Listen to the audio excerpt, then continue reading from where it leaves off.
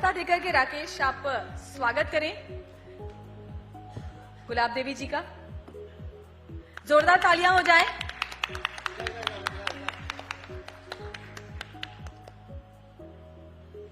बहुत ही जिम्मेदारी भरे पद पर आप हैं मैम, और उतनी ही जिम्मेदारी से उम्मीद है कि आप जवाब भी अपना सामने रखेंगी। Rakesh, over to you.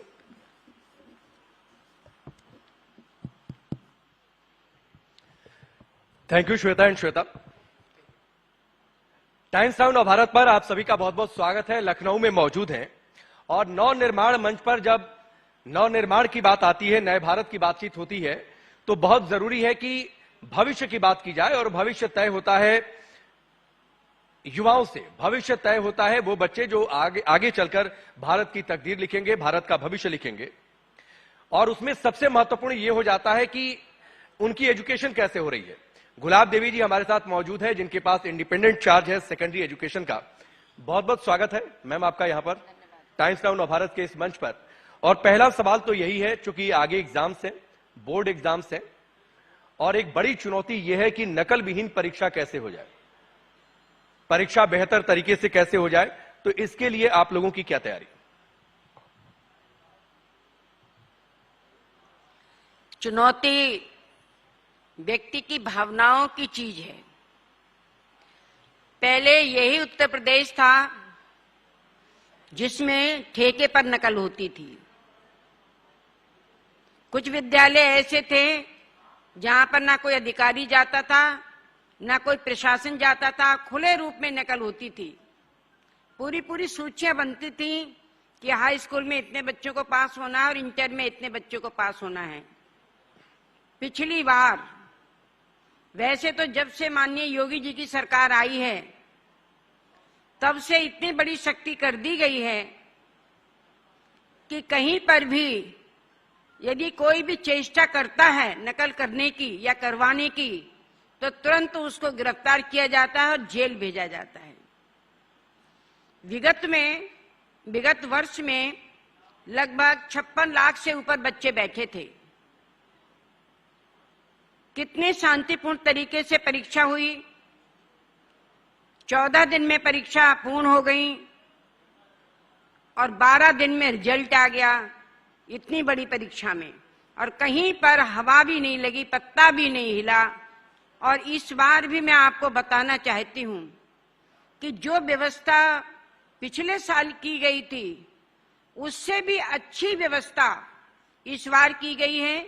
इस बार भी कहीं कोई किसी प्रकार की हलचल नकल की नहीं होगी। कई दिन से पेपर चल रहे हैं लेकिन अभी तक कोई शिकायत किसी प्रकार की नहीं आई है। लेकिन इससे जुड़े दो सवाल हैं। ये बहुत अच्छी बात है कि तैयारी बहुत जबरदस्त है, नकल ना हो, बेहतर तरीके से छात्र जो है आराम से परीक्षा दे पाए। लेकिन इससे जुड़े दो सवाल हैं।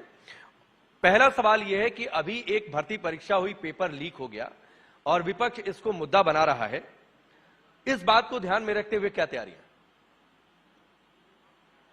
जहां तक पेपर लीक होने की बात है, कुछ सबूत मिले होंगे, उसके आधार पर परीक्षा रद्द कर दी गई और आगे परीक्षा होगी।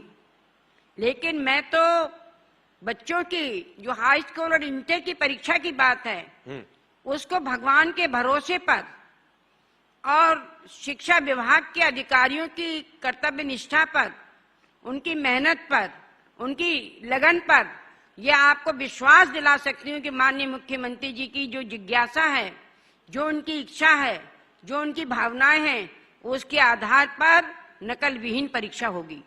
ठीक, लेकिन इस परीक्षा में एसटीएफ को भी तैनात किया गया है, तो क्या बच्चे या आने वाली सारी परीक्षाएं संगीनों के साए में होंगी? क्या बच्चे बहुत कंफर्ट जोन में होकर पेपर लिख पाएंगे?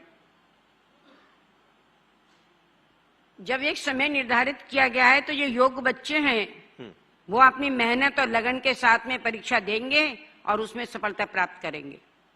ठीक, एक और मांग बड़ी उठती रही है सेकेंडरी एजुकेशन में, खासतौर पर माध्यमिक शिक्षा की अगर मैं बात करूं। प्रभुराम, चूंकि हम जहां पर बैठे हैं अयोध्या यहां से बहुत दूर नहीं है, 2 घंटे आप ड्राइव करिए पहुंच जाएंगे अयोध्या। तो उसमें प्रभुराम को और ज्यादा कैसे इनकॉर्पोरेट किया जाए सिलेबस में, इस बात को लेकर एक चर्चा हो रही है। क्या आप लोगों की तैयारी या फिर प्लानिंग क्या? बड़ा अजीब और गरीब प्रश्न किया आपने।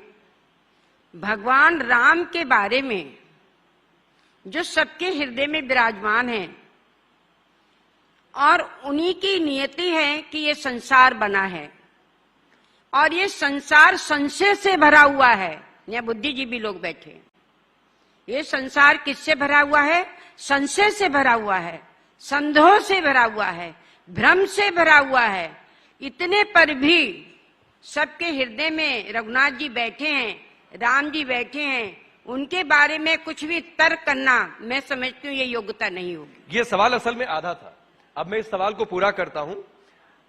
मदरसों में इस बात को लेकर उत्तराखंड में कई जगहों पर इस तरीके से सिलेबस में इनकॉर्पोरेट किया गया, तो मदरसों में भी पढ़ाया जाएगा, इस तरीके की कोई तैयारी है? भारतीय जनता पार्टी की सरकार न कहीं कोई भी सुविधा देने में जाति का भेद रखती है।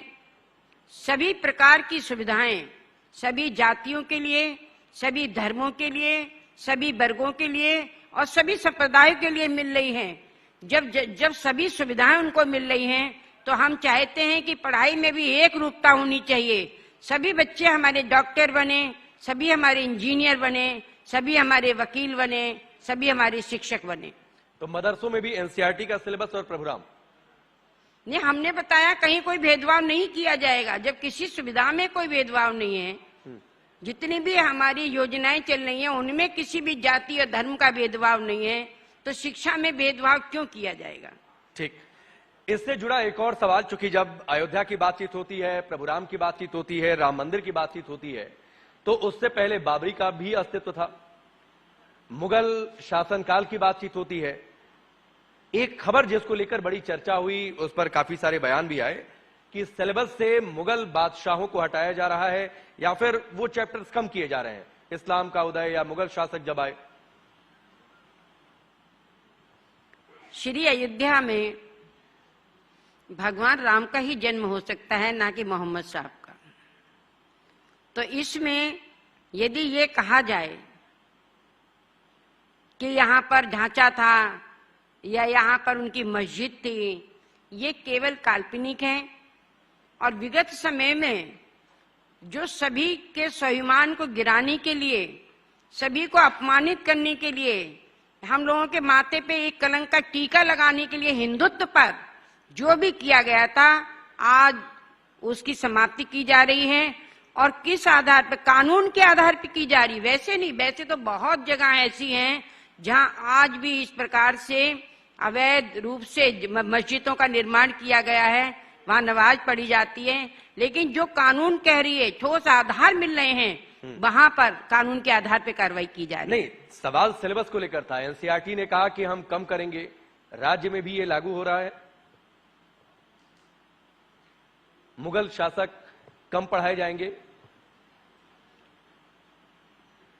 अब ये तो समय बताएगा कि किनके चरित्र के लिए आवश्यकता है। हाँ। समाज में किस चरित्र की आवश्यकता है? भगवान राम के चरित्र की आवश्यकता है जो परिवार, पूरे परिवार को जोड़ के चलता है, या भगवान कर्मयोगी कृष्ण की आवश्यकता है जो किस प्रकार से एक सत्य की ओर जो है सबको ले जाते हैं? ये समय बताएगा। ये सवाल इसलिए भी है क्योंकि जैसे ही ये खबर आई, कई सारे स्टेटमेंट्स आए, इस पर पॉलिटिक्स भी हुई और ये कहा जाने लगा कि बीजेपी अपना एजेंडा, आरएसएस का एजेंडा बच्चों के मन में थोपना चाहती है, उनके मन में एक अलग तरीके की विचारधारा पैठ कराना चाहती है, उसका मुगल शासकों को नहीं पढ़ाकर या फिर मुगल कालीन इतिहास को नहीं पढ़ाकर।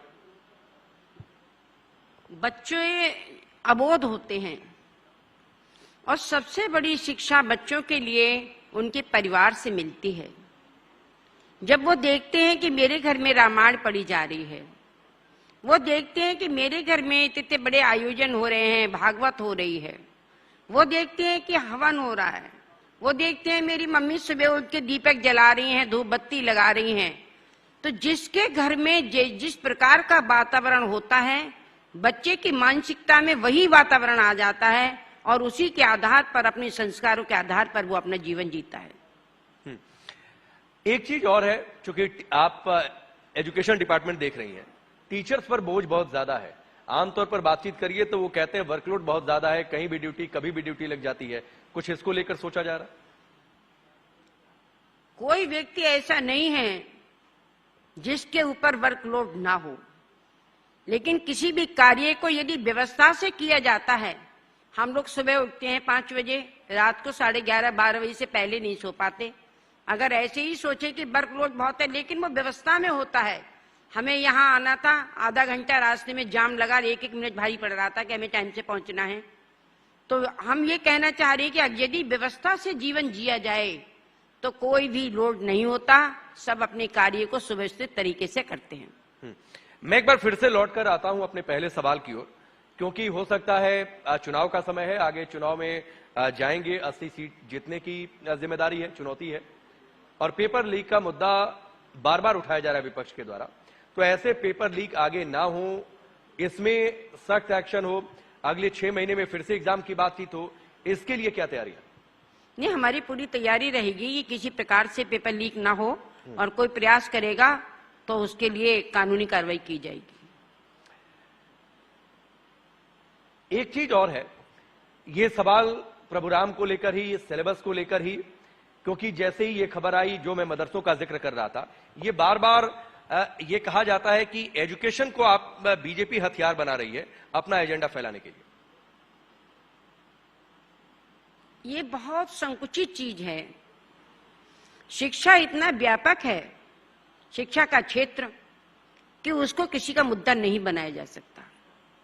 हमारी शिक्षा सर्वव्यापक शिक्षा है, इस प्रकार की शिक्षा है जिसमें किसी प्रकार की संकुचितता नहीं है, इस प्रकार की शिक्षा है जिसमें व्यवसाय है, इस प्रकार की शिक्षा है जिसमें और सारे बच्चों के लिए एक आदर्श नागरिक बनाया जाता है।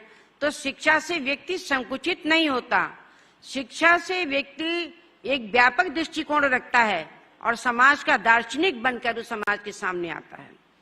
चलिए, चुनावी समय है, आप लोगों के सामने चुनौती क्या है? हमारे सामने कोई चुनौती नहीं है, क्योंकि चुनाव का मुद्दा हमारा विकास है। हम विकास करेंगे तो निश्चित रूप से जनता उस चीज को देखेगी, और आज की स्थिति में बिल्कुल उत्तर प्रदेश की तस्वीर नहीं, भारत की तस्वीर बदल चुकी है, और एक राम राज्य की कल्पना हम लोग कर सकते हैं। इसलिए कर सकते हैं कि जो लोग गरीब थे, जिनके पास मकान नहीं थे, उनको मकान दिए गए। हमारी माताएं और बहनें खेतों में जाती थीं शौच के लिए, उनके घर में शौचालय बनाए गए। किसान सम्मान निधि दी गई, 5 लाख रुपए तक की व्यवस्था वो की गई जो एक गरीब व्यक्ति अपने बर्तन बेच के इलाज के लिए लगाता था। आज 5 लाख की व्यवस्था आयुष्मान कार्ड के द्वारा की गई है। हमारी महिलाओं के लिए इतना सशक्त बनाया जा रहा है, इतना संपन्न बनाया जा रहा है कि गांव-गांव में उनके समूह बना दिए गए हैं। स्वयं सहायता समूह की महिलाएं आज खुद में इतना कमा रही हैं कि वो किसी के ऊपर आश्रित नहीं है और अपना परिवार चला रही हैं। और सबसे बड़ी बात यह है कि आज हमारी महिलाएं, हमारे पुरुष, हमारे नौजवान बिल्कुल बेफिक्र हो गए हैं। उन्हें किसी गुंडागर्दी से कोई भी डर नहीं रहा है। जो ये सोचते थे कि सुबह हम जाएंगे ड्यूटी पर या अपने व्यापार में, शाम को घर आ भी पाएंगे या नहीं, महिलाएं सुरक्षित लौटेंगी या नहीं, आज ये सारी व्यवस्था इतनी दुरुस्त कर दी गई है कि किसी की हिम्मत नहीं है कि कोई किसी की तरफ नजर उठा ले। महिलाएं चाहे आधी रात अपने पियर जाएं, चाहे ससुराल जाएं, उन्हें कोई रोक टोक नहीं है। मैडम, आने वाले समय में एजुकेशन सिस्टम कितना मजबूत होगा या फिर बच्चे कितनी अच्छी एजुकेशन हासिल करेंगे, ये बहुत हद तक डिपेंड करेगा टीचर्स की स्ट्रेंथ, क्वालिटी ऑफ टीचर्स आपके पास कैसी है। विपक्ष बार बार ये आरोप लगा रहा है कि टीचर्स की भर्तियों में धांधली हो रही है, लोग युवा आते हैं उन्हें लाठियां दे दी जाती हैं, शिक्षा मित्र का मुद्दा बनाया जाता है। देखो, विपक्ष जैसा है और आज विपक्ष जिस भूमिका में है, मैं तो कह रही हूं कि विपक्ष बिल्कुल रहेगा ही नहीं। अगर यही स्थिति रही तो मैं सबको ये बताना चाहती हूँ, यहाँ पर हमारे लोग बैठे हुए हैं, कि अगर यही नियत रही विपक्ष की, इस प्रकार की भावनाएं रही संकुचित, वो केवल और केवल उत्तर प्रदेश में माननीय योगी जी को देख रहे हैं और देश में माननीय मोदी जी को देख रहे हैं। इसके अलावा विकास और किसी प्रकार का उत्थान उनके दिमाग में नहीं है। और मोदी जी और हमारे योगी जी पूरे उत्तर प्रदेश को देख रहे हैं, उनकी सुविधाओं को देख रहे हैं, उनके नहीं, लेकिन विकास को ठीक है, देख रहे हैं। लेकिन विपक्ष के इन सवालों का जवाब आने वाले समय में जब जनता के बीच आप लोग जाएंगे तो क्या देंगे? जब ये टीचर्स आपको की रिजल्ट भर्ती पर सवाल बताएगा, पूछे जाएंगे। ये आपको रिजल्ट बताएगा। अभी 8 राज्यसभा की सीटें थी, विपक्ष के लोगों ने विपक्ष को उन्हीं का ही सहयोग नहीं दिया, हमें सहयोग दिया, हमारी नीतियों के आधार पे दिया, ठीक। हमारे मजबूत नेतृत्व के आधार पे दिया कि 8 की 8 सीटें हमारी जीती। ठीक है, बहुत बहुत धन्यवाद गुलाब देवी जी हमसे बातचीत करने के लिए। बहुत-बहुत। कई सारे सवाल जो एजुकेशन सिस्टम के लिए जरूरी थे, बच्चों के लिए जरूरी थे, और उन युवाओं के लिए जो टीचर बनना चाह रहे हैं, उत्तर प्रदेश में नौकरी के लिए तैयारी कर रहे हैं, भटक रहे हैं, उनके लिए भी ये सारे सवाल जरूरी थे। आपने सारे सवालों का जवाब दिया, बहुत बहुत धन्यवाद हमसे।